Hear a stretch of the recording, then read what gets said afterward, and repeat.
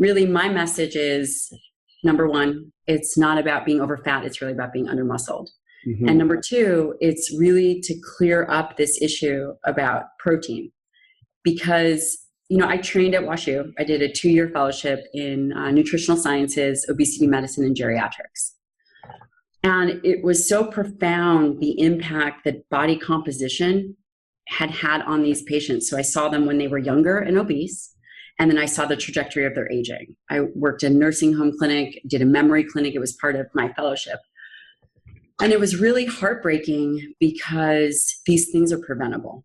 Mm-hmm. And they had such poor information. And to date, we still have such poor information that, protein and muscle are key to prevent Alzheimer's, to prevent cardiovascular disease, hypertension, diabetes, obesity. So it's really about maintaining and optimizing this muscle and doing it appropriately. Hey friends, welcome to the HealthSimple Show. I'm your host, Kyle Reedhead, and I interview health and wellness experts from around the world to help you live healthy, happy, and stress-free. Now don't forget to subscribe to our channel, and if you have any questions about anything we talk about throughout this episode, just comment below and I'll get back to you as soon as possible. Enjoy the show.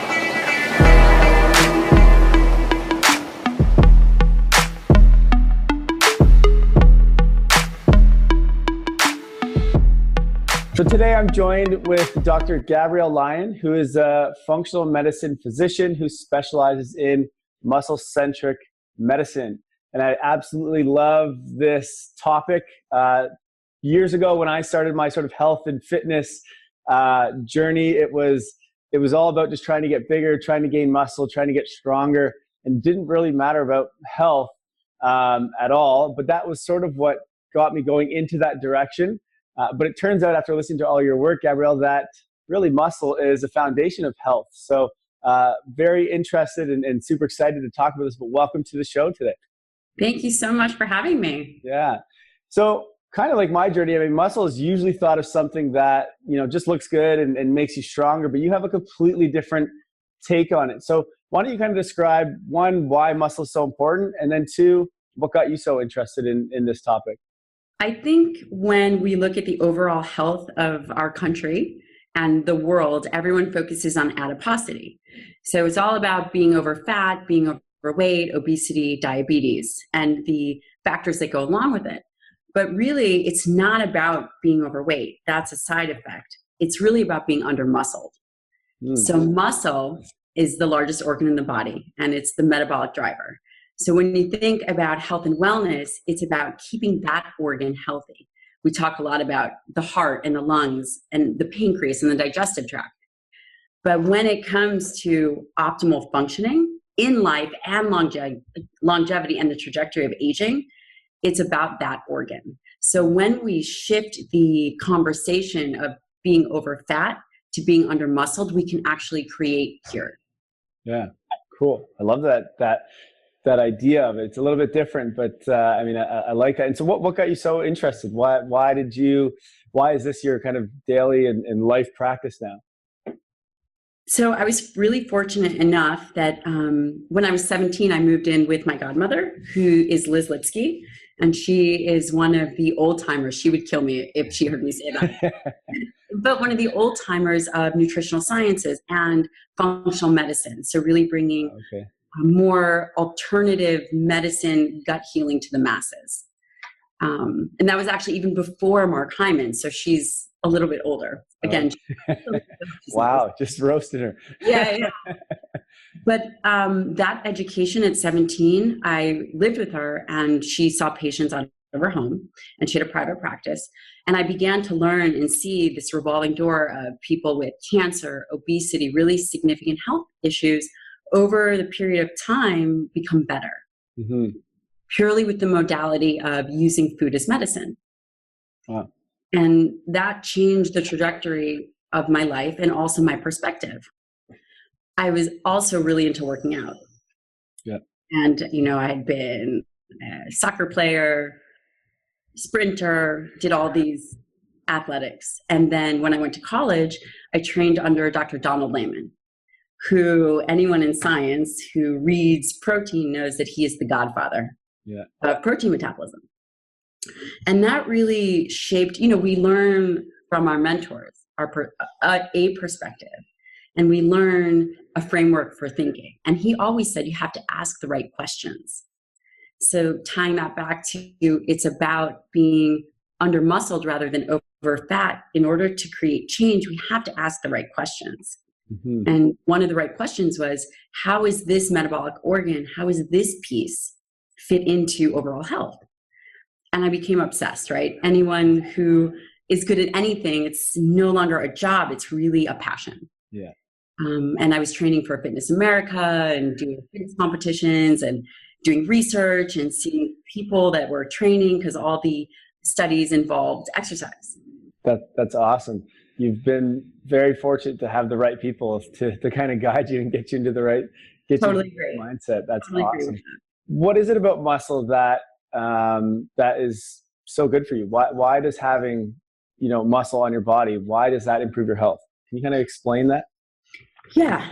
Well, if you go back and you look at the beginning of time, we were really active. And essentially, we've domesticated ourselves. Mm-hmm. We were moving, we were hunters and gatherers, and we were utilizing our bodies way more. Our bodies were designed to do that. So if you can become in alignment with what you were genetically designed to do, you become healthy. And what we know about muscle, number one, it's the metabolic driver. It's the metabolic organ. So it metabolizes branched chain amino acids, proteins, lipid oxidation. It is essential for carbohydrate metabolism. So if you look at the underlying problem of being under-muscled, and then you see external obesity, the treatment for that would be improve the muscle or improve the organ that takes care of all that. Mm. So number one, we think about muscle in terms of metabolism. Number two, it's an endocrine organ. That means it secretes anti-inflammatory myokines. So it secretes these things like interleukin-6, which are also secreted by other lymphocytes. But when the muscle secretes them, it has an anti-inflammatory effect. Initial inflammatory effect, and then an anti-inflammatory effect along the body. Exercise, muscle improves mitochondrial function. So the energy drivers of the body. It is also essential for locomotion, right? And you want to have more muscle than you want to have body fat. So there's all these domains when we think about metabolism, when we think about as an endocrine organ and for anti-inflammation, and then also as we think about locomotion. So it's essentially the infrastructure of our body as well as the architecture. Mm. And this is a thing that I think a lot of, I would say more females than males get confused, is that they want to lose weight or they want to burn fat and they decide to run and do a bunch of cardio day in and day out. And really, it's the opposite. It's you want to build muscle, and it doesn't mean you're going to get big and jacked like bodybuilders out there, but you want that because that's what's going to allow you to actually burn the fat that you're looking to do. Absolutely. Absolutely. And and also if someone has high cholesterol, you want to modify carbohydrates, but you want to have more muscle because that is the primary site of lipid oxidation. So there's all these things. So let's talk about then how do we increase muscle mass? What's the mechanism in the body that's going to actually increase muscle mass? So when you think about increasing muscle mass, we know that there are satellite cells, and we know that muscle cells is multinucleated. You need to stress it, you need to train it, and you need to feed it. There is a concept that you have a limit to how much muscle that you can put on. Okay. So that's interesting, right? Yeah. So that's the myonuclear domain theory, which is you have a certain amount of myonuclear cells. But is that a genetic thing? They believe it is. Yeah. Okay. They believe it is. So for example, if you were to think about a new weightlifter or someone new exercising, so my patients, when they are training naive, you think about in terms of a year of training, they could probably put on, and this would be profound, 20 pounds of muscle, totally untrained. Yeah. But anyway, let's go back to what you had asked me originally, which is how do you generate more muscle? Muscle always goes through this constant ebb and flow. It's always in a catabolism which is breakdown, obviously, and anabolism, which is building up. Those processes are not on and off. They're always going on all day long. So in order to generate muscle, you have to have protein synthesis, and you have to have the correct stimulus and building blocks. And those building blocks come from amino acids and proteins, and primarily the branched chain amino acids, leucine, isoleucine, and valine, because those are mainly metabolized by muscle. Ultimately, you want the intake and the synthesis to be higher than the breakdown. So in a nutshell, that's what you do. So get your training right and get your nutrition right. Okay. Now, both of those, they create a similar response in the body, whether it's exercise or eating protein, essentially? That's a good differentiation. They don't. It's not the same way. So one is an external stimulus, which creates a cascade in the body. The second one is a nutrient sensor stimulus, and that would be the branched chains. So it's primarily leucine, and we spoke a little bit about this. We just touched on it off this. Mtor signaling. So you require mTOR signaling to begin muscle protein synthesis. Okay. And that would be 2.5 grams of leucine. Of course, you need the whole meal for that to happen, because it's like starting a car. You need to start the car, but also have the gas. Okay. And can you explain what mTOR is for the listeners, please? mTOR is target of rapamycin, mammalia target of rapamycin. And it is a kinase, and it stimulates, I don't know if your listeners want to know, it stimulates EIF4B, and essentially it's a nutrient sensor that creates a cascade, which also then creates muscle protein synthesis. mTOR also is, they talk about mTOR in terms of cancer, and they talk about that in terms of protein causing cancer. Not true, never been shown. Another driver, the initial driver of mTOR is insulin. So if that makes sense, it's really this nutrient sensor that begins all these processes of cell turnover. Gotcha, makes sense. So now it's the branched chain amino acids.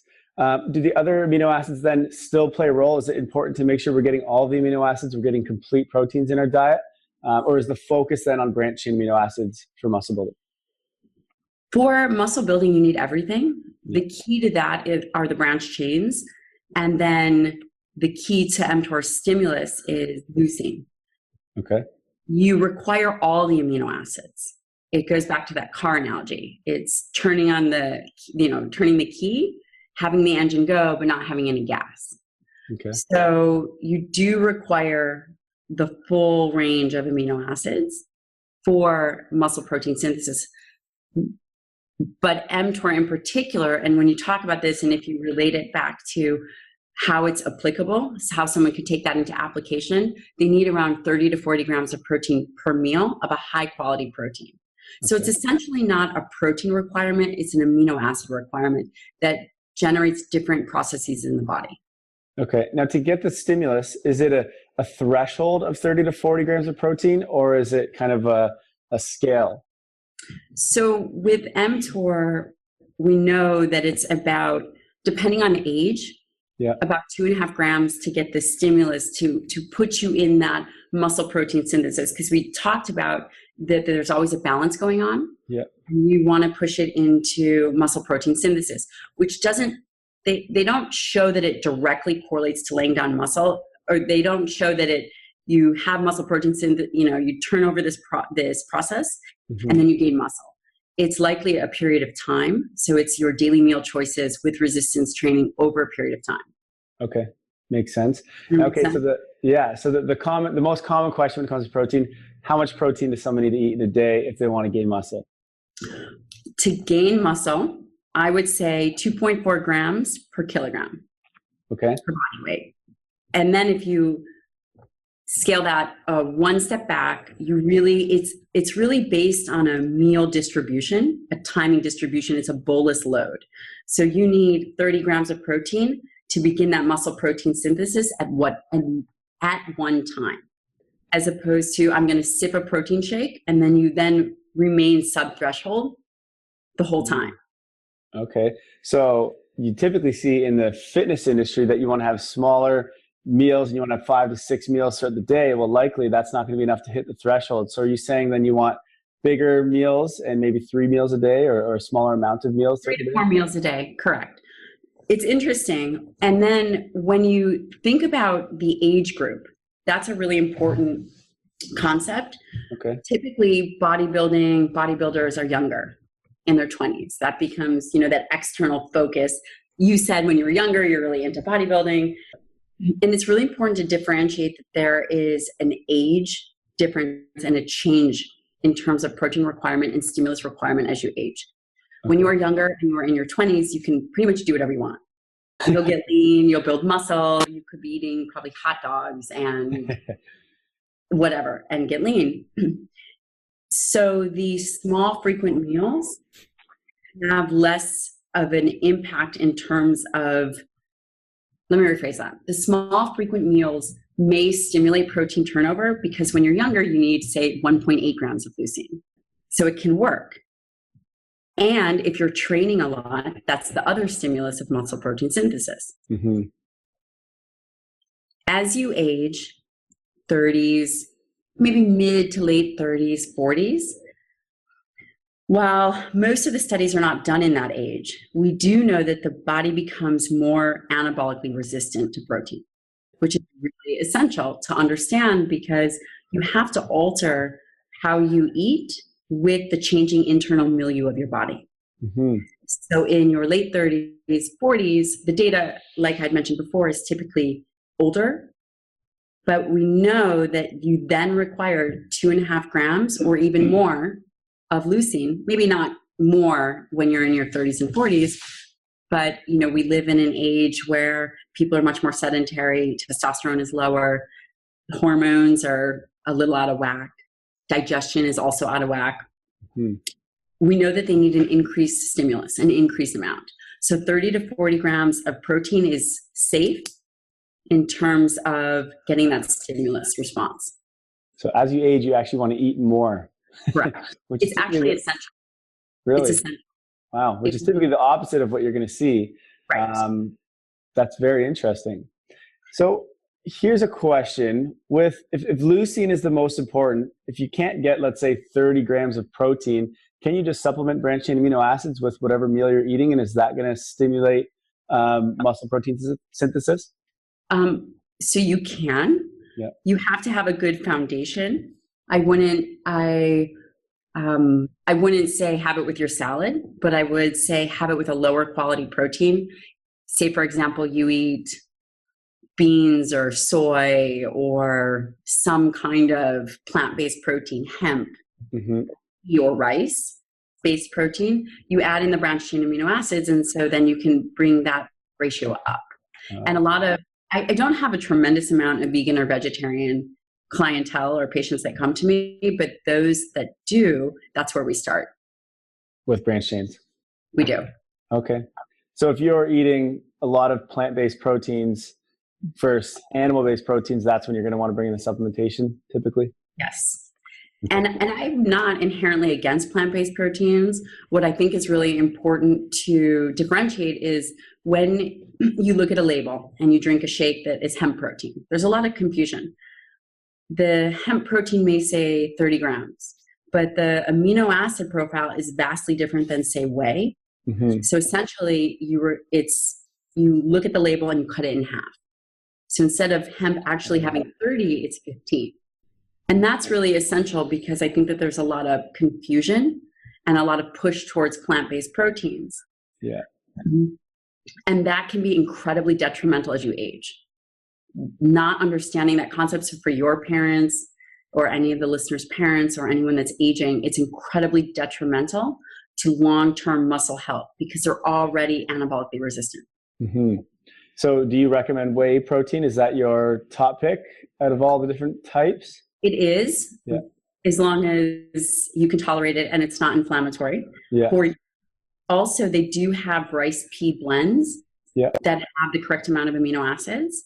That's also, so there's ways around it. Mm-hmm. It's have an allergy or an emotional attachment to one thing or the other, there are ways around it. Okay. What are your thoughts on collagen protein? I'm really glad you asked that. Collagen protein has proline and glycine, which are really good for, again, collagen synthesis within the body, but it is not good for muscle protein synthesis because it is, again, deficient in the branched chain amino acids. So you don't use collagen protein to build muscle. Okay. And interestingly, the hide collagen is different than the bone collagen. So I always recommend my patients to use hide collagen. It's more consistent. It's a better product. So there's one company that I always recommend for hide collagen. Okay, who's that? It's Bubs. Bubs? Yep. Okay, cool. We'll put that in the show notes for the listeners. We'll put a link over to them. Why are they your favorite? Just best quality? They use hide, very consistent. They use hide versus bone. Okay. Better for the GI system, better for all the systems requiring collagen. Yeah. And they're, again, consistency is key, right? So interesting. Okay, so let's talk about protein timing, because this is another hot topic when you talk about protein. Let's say you've just exercised. Is there really an anabolic window like we hear about? Do you need to get that protein shake in you as soon as you finish your exercise? Or is that just something the supplement industry created? If you are older, you need to get that protein in right away. You have now primed the muscle for uptake in amino acids. The data is very clear on that. Okay. If you are older, post-workout protein is essential for muscle protein synthesis. And in fact, it's one of the modalities that we use to help protect against sarcopenia, resistance training, and sarcopenic obesity, right? So you don't want fat to infiltrate the muscle. You want to make sure that the muscle is robust. Having collagen or having protein after training, a whey-based shake, is essential. If you are younger, there's probably less of an immediate need. But why wouldn't you want to work on muscle repair quickly? Yeah. One of the things it takes 30 minutes, but I would say within 90 is reasonable. Okay. One of the things that I've seen is that right after workout, you typically have an increase in inflammation. And so they say that you don't necessarily want to eat right away because you kind of want to calm the inflammation down before you're going to consume nutrients so that you can actually digest it properly and absorb it better. Have you seen anything on that? Exercise is initially inflammatory. Yeah. You actually want that inflammatory response because that's what generates change in the body. Mm-hmm. One of the things that you don't want to do is you don't want to have vitamin C or anything that lowers that inflammation, actually. Yeah. In terms of nutrient ingestion, I haven't seen any data that relates to that. Okay. But from a practical clinical standpoint, I would say that if you've just trained and you're really hungry, that you probably want to do that. You probably want to have some protein. Carbohydrates, unless you're doing a lot of intense activity, is much less important than having protein. So, and that's one of the other things that we typically hear is after exercise, you want to have a bit of an insulin response. You want to sort of spike insulin a little bit, with some simple sugars and that to help with uptake of the protein into the muscle. Truth behind that? Not so much. Are you ready for this? Yeah. Insulin or protein causes a phase 1 insulin response. Okay. So you don't actually need excess carbohydrate. Protein alone spikes insulin a little bit. Mm-hmm. A phase 1 insulin response, enough to begin the signaling of mTOR. So It's not necessary. The fluids and protein are much more key. Very interesting. One of the things with protein that I've read is that if you combine it with fruit and fat, then you don't absorb as much. Now, this can be outside of, right after training. Is there any truth to that? Or you can put it in with anything and it's not a big deal? Yeah. Yes, you can put it in with anything and it's not a big deal. And we should also touch on the fact that you absorb 100% of what you eat. So once you hit, say, 40 grams, people say don't have more than 40 grams per meal. Yeah. You want to absorb all of it. That's not true. Really? You absorb all of it You may max out the muscle protein synthesis, might max out the system, right? And then it may slow the absorption down, but you absorb all of it. You digest and absorb all of it. Wow. Okay. Very interesting. Big myth that people talk about. It's just not true. And look, something else. Are you ready for this? Yes. Don't heat your proteins because they denature. No, that's fake. That's fake. Okay. I was like, I'm pretty sure I've heard that that's not true. Okay, good. That's correct. That's not true. I have a lot of patients who come in with certain recipes. Yeah. I know it's silly, but sometimes they make like protein muffins and they say, well, I heard from my girlfriend that if I make this protein muffin and I bake it with the protein powder, it's going to denature it. Mm-hmm. No, protein is protein. You're going to absorb it. It's okay. Denaturing is part of the process of digestion. Really? So that's to any heat? I mean, if you're barbecuing a steak and that, it's all fine? Well, I never recommend barbecue because now we're talking about something that's carcinogenic. Carcinogenic, yeah. Yeah. It's just so good in the summer. Turn away from the light. Just turn away from the light. Now, the heat can oxidize the fat, though, if you have fats in the meals as well. So that can be an issue. Well, I think it depends on the fat. So you don't want to heat up olive oil. Yeah. You want to just choose a fat that is of higher temperature. But I think that nobody argues about fat in terms of if fat is good or bad for you, or carbohydrates, if they're good or bad for you. I think really the black sheep of the macronutrient family is protein.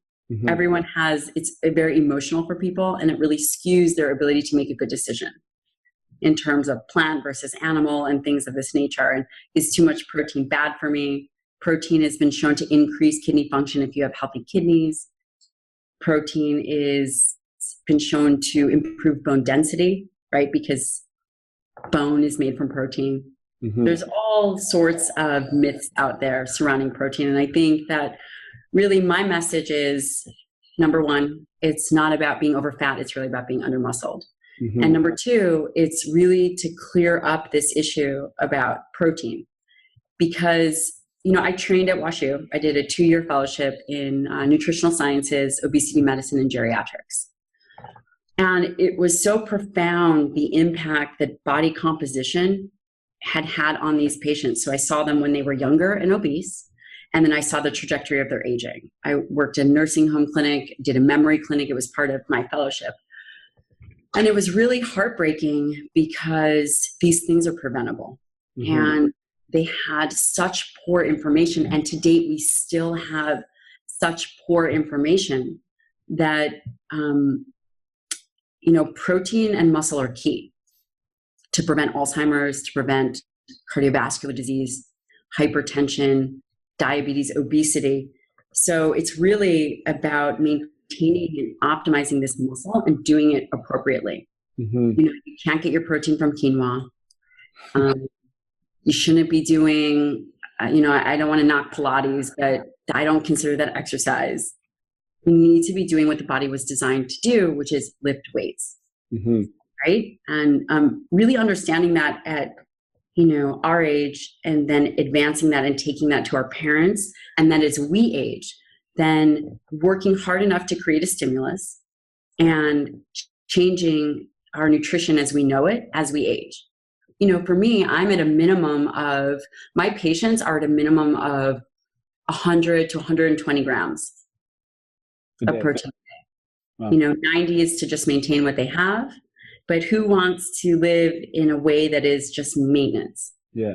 You want to be optimized, right? So we know that protein is essential for gut health. It is essential for immune function. It's essential for neurotransmitters. And if you live in a stressful environment, if you have an internal parasite, if you have any kind of excess inflammation or health issue, you need to feed the body. You need to provide it with protein so that it can make what it needs to regenerate. Mm-hmm. So it's not just about, looking great in terms of the beach, but it's really about what happens in the long term. Yeah. Well, I love that. And I think, protein, like you said, has so many myths and so many different, there's so many different opinions on protein. I think a lot of that has to do with it became so popular because of the bodybuilding industry, right? That's what sort of put it on its pedestal. And now it's just, no one knows what's right and what's wrong. So it's great that you're kind of diving into this research and able to sort of share this with us and kind of straighten things out. Because I think of all the nutrients, it's the one that everyone just is so confused about. Right. Yet, as you say, it's so important. And what's interesting about that fact is it's so less confusing, right? Yeah. So the literature there is 30 years of literature at least. 30 years of good data from non-agenda driven scientists that it's all there. You know, the person that trained me has been doing this for 30 years. Multiple publications, very honorable, has a lot of science integrity, and his whole crew does as well, right? So you've got, Bob Wolf in Galveston and Stu Phillips at McMaster's University. There's Doug Patton-Jones. There's excellent data out there. It's just kind of clearing up the myth from the fact, which I think is essential. And essential for everybody to understand. It's not so confusing. Quinoa doesn't have biological proteins that are going to stimulate muscle. It does, but you need about 6 cups of it, right? Essentially, you don't have, and I don't mean to be aggressive, but if you don't have to kill it, I mean, an egg, you don't have to kill, or whey protein, you don't have to kill. But if it isn't, alive and swimming or running, or just the protein quality to make that thing work versus the protein quality for a plant, they're different. One isn't better than the other emotionally, right? So if you feel that you need plant, then you have to eat responsibly. So plant-based proteins are just not as bioavailable, essentially. They're not as bioavailable. Their amino acid structure is totally different. So if I had a nutrition label, I could show you, but if you look at the back of a nutrition label, it breaks down fats. It has saturated fats, unsaturated fats. If you look at carbohydrates, it has sugars, fibers, soluble, insoluble, and then you look at protein and it says protein. Yeah. So just based on those other two, one would assume that protein also breaks down to other constituents that are really vital, which it does. So I think within the next 10 years, we're going to start to see what the amino acid profile is of, say, the branched chains. Nice. To really different, because that's what determines the quality of a diet, is typically the protein. Yeah. It's tough enough to get food companies to put accurate labels on it. So I think that's going to take some work, but I mean, that would be awesome, and just make it so much easier to decide which foods you need to pair with others and which foods to eat. So that would be awesome. Yeah. And in the meantime, just really educating oneself. Everyone should be having 90 grams of protein, 30 grams 3 times a day to maintain. One of the areas that I've listened to you talk about before, and I find really cool, is intermittent fasting. And you're actually a fan of that, even with muscle building. Can you sort of talk about how that plays a role and why you still think that intermittent fasting is so important? So I see patients clinically, and the key is to set them up for success. So is intermittent fasting anabolic? It's not, no. Right? It's if you were to sort of think about it, it's not an anabolic process. But I have to triage the patients in terms of what is going to move them and create an intense enough stimulus to deal with whatever issue we're dealing with. Okay. Intermittent fasting, the data is clear in terms of the studies when we think about metabolism. And I typically, when patients come to me, if they're struggling with weight loss, I clean up their diet. I give them their 30 grams of protein 3 times a day in a compressed window. Yeah. But I do put them on a time-restricted protocol. And that time-restricted protocol, the reasons I use this is the data shows that it allows for a lot of metabolic repair. What I mean by that is they have shown studies and compared 2 individuals, right? And what they've done is they've eaten the same crappy meal, controlled for calories, standard American diet, and one person has eaten it over time, and the other one has eaten the exact same thing in a compressed window. And what they've shown is the person that has eaten in a compressed window has improved blood glucose, has better inflammatory markers, has better insulin, right? So lower levels of insulin, and has lost more fat and just lost weight. Mm-hmm. So that's typically why I use intermittent fasting. Number one is really for a metabolic reset, is to allow the body to rest. Also if they have digestive issues, it's really about stopping that continuous feeding. Yeah.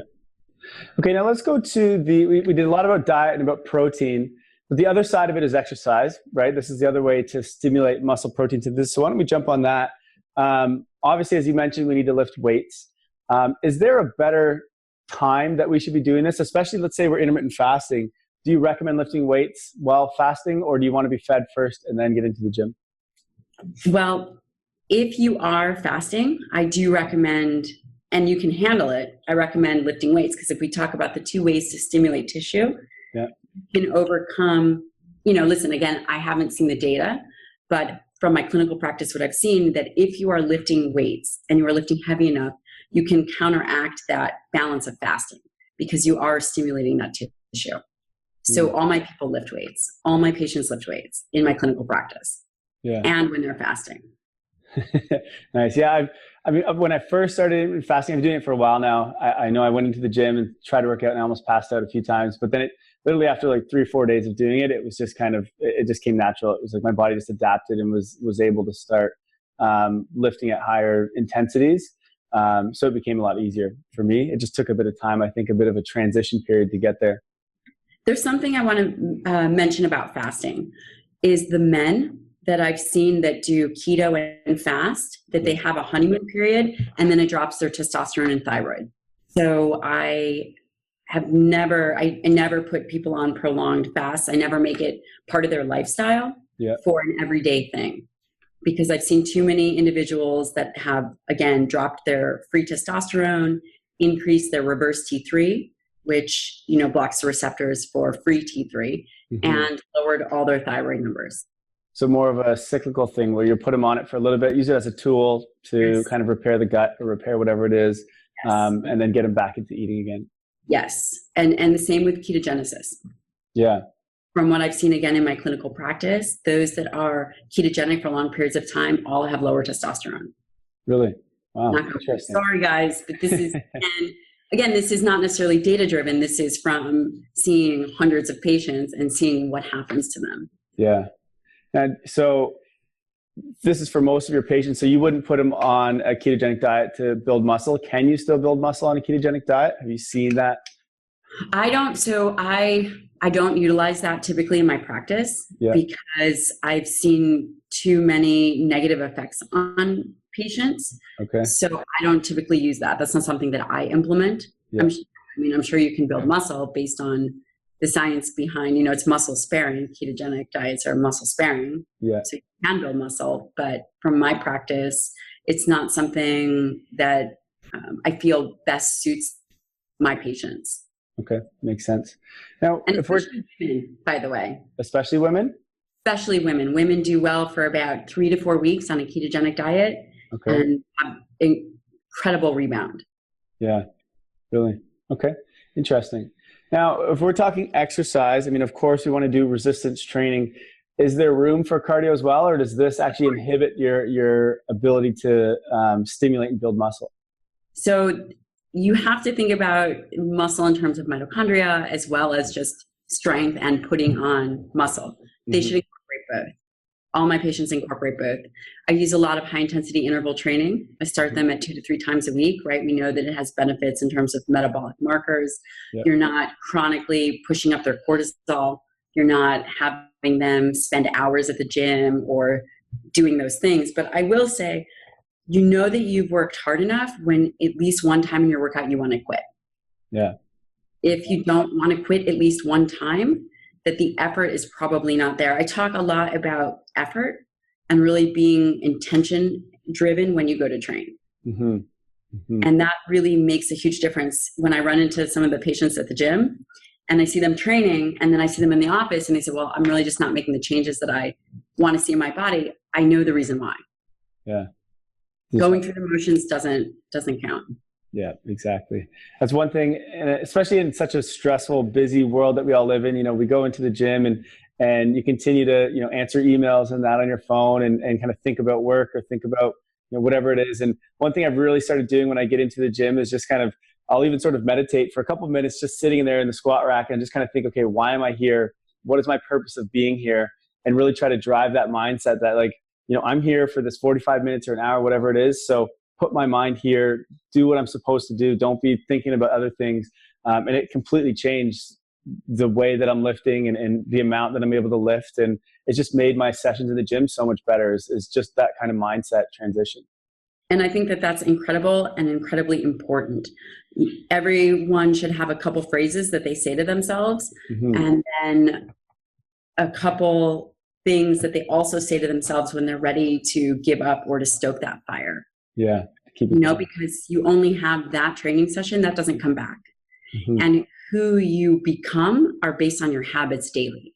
What forges your character and how you can lead from the front are based on the things that you do. And there's many ways to do things, but there are really only a few ways to do things well. Yeah, I like that. So let's go, someone that's a beginner just getting into the gym and into resistance training, what sort of program are you typically recommending to get them started so that they're actually getting that stimulus? Lucky for me, I have a crew of amazing trainers who I typically refer them to. Yeah. And because that's what they do. So, for example, they all start training, and if they're untrained, they're going to see the biggest benefits. So they start 3 to 4 days a week. But, the first step is I send them to my friend at Urban Wellness, Dr. Emily Kyberg, and then we see that they're moving correctly, so that they're moving and breathing, right? So you got to think about injury prevention. So that's the first step. And then I send them to Kara Killian or Kara Lazowski, and then we get together a program, or Don Saladino, these trainers that I have in my network. And when you do that, then you get them on a lifting program. Cool. And then we discuss whatever their goals are. It's really important that they have challenge goals. It's nice to have a team that you can just refer out to and know that, be confident in what they're going to be doing with your patients. Yes. All very well vetted. I've gone to all of them myself. Yeah. Awesome. Okay. So listen, that's pretty much all the questions I have. Is there anything that we missed or that you want to touch on in regards to muscle? No, I don't think so. I think that what I would say is that your diet should be surrounded and focused on protein first. Yeah. Regardless of the noise and all this carbohydrates and this fat and this superfood and all of that, get the foundation right. And the foundation comes from the building blocks of the body, which is protein and amino acids. Nail that in first, and then you're on your way. And then worry about your fats and carbs afterwards? Yeah. You got to do the right things first. Yeah. Awesome. Okay. So I actually do have one more question, but I'm going to wait before we do it. Why don't you just let everyone know first where they can find you on the internet or wherever it is. If someone was to try and get more of your information, where do they need to go? They can find me on my website, Dr. Gabrielle Lyon. Twitter is also Dr. Gabrielle Lyon. Facebook, and I'm most active on Instagram. If they want to see me in New York City, they can find me at the Ash Center. And there you have it. And also, I have a new online platform that I'll be launching and an ebook coming soon with my business partner, Teresa Di Pasquale. So they can purchase something that has all this information and much more, and they can read about it and educate themselves. Awesome. And that's spelled, Lyon is spelled Lyon. I'll make sure to put all that in the show notes though, so you guys can just click on it and you'll get it there. Okay, so here's a question that I give to all my guests. Knowing everything that you currently know, it's been years and years of research and studying.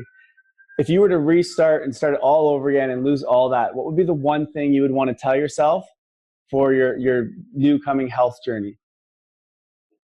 What do you mean? What I would want to tell myself? So what would be the one, if you were just starting out your health process or your health journey again, what would be the one thing you would want to know out of everything that you currently know now? Everything is fixable.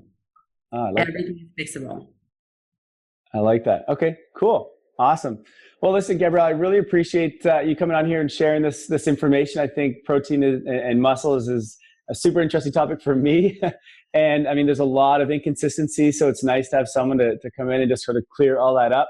I'm looking forward to the new stuff that you're putting out, your new platform. So thank you again for coming on and sharing all this information. Thank you so much. All right, well, you have a wonderful day. Bye.